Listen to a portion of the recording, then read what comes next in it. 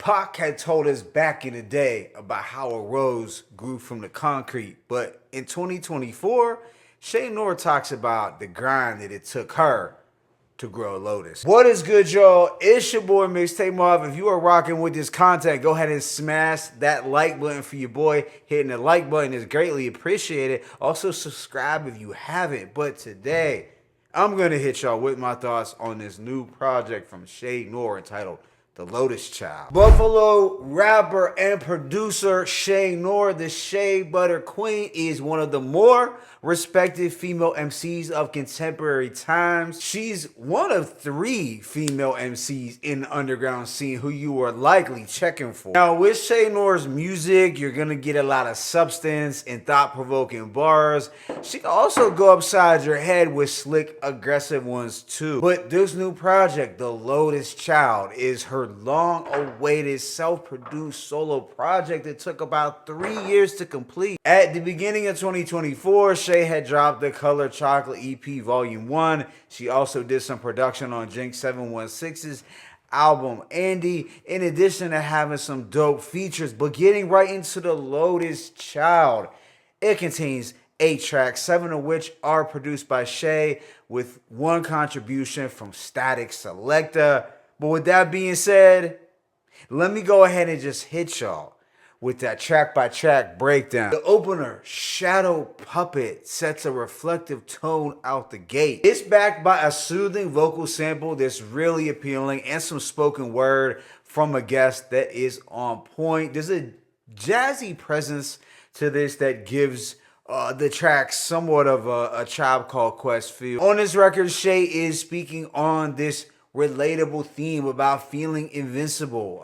She feels that her contributions and her skill set haven't been fully appreciated. Like she's just been stuck waiting in the shadows. So there is some social commentary and introspection on this record. Some standout lines were, "Can only judge me by a gavel. Blood was shed from Eve that made us hungry for her apple. Can't learn the art of war until you bloody from the battle. Can't appreciate the sun until you studied in the shadows." So some thought-provoking stuff, no doubt. Track 2, Black Girl featuring Rhapsody, has this dusty boom bap beat that's more aggressive and a soul sample at the beginning that was fire. Here we have 2 of the best female lyricists in the traditional rap space. Some may say this is the female equivalent to Kendrick and Cole. Obviously, Che Noir isn't as well known as a J. Cole, but stylistically, you could say there's some similarities. But I really dug the energy and the hunger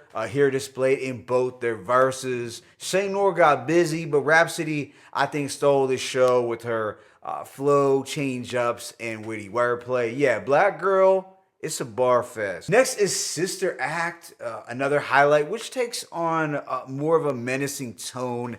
The beat is mystical and on the spookier side. A strong backdrop for Che to blend street and religious imagery, like when she said, "I remember first Christmas in church, they found a dead body under the tree. I guess every gift is a curse." The hook is particularly chilling as well. "Lift every voice, slay the survival, but God told us every sin is a choice. I watch dudes make the chopper sing and lift every voice. What you expect from a menace, they ain't have no choice." Yeah, there was an urgent and eerie tone to this that I liked, and her flow switch up was welcome. Following this is another high point, Guns N' Roses with 38 Special. The dreary psychedelic rock production was probably my second favorite. On here, Che borrowed some inspiration from Tupac's A Rose They Grew from Concrete poem with standout lines like, "Made it out them dark trenches, penning bars, spitting, crazy how I built it all from scratch, and now my palms itching." And the following lines really encapsulate the theme on this album. "A late bloomer, still planting seeds, and I grew a lotus.